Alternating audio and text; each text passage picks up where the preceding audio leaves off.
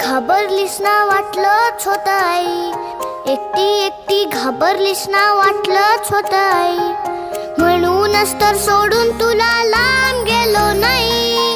एकटी एकटी घाबरलीस ना वाटलंच होतं आई, म्हणूनच तर सोडून तुला लांब गेलो नाही. ना ना ना ना ना ना ना ना ना ना ना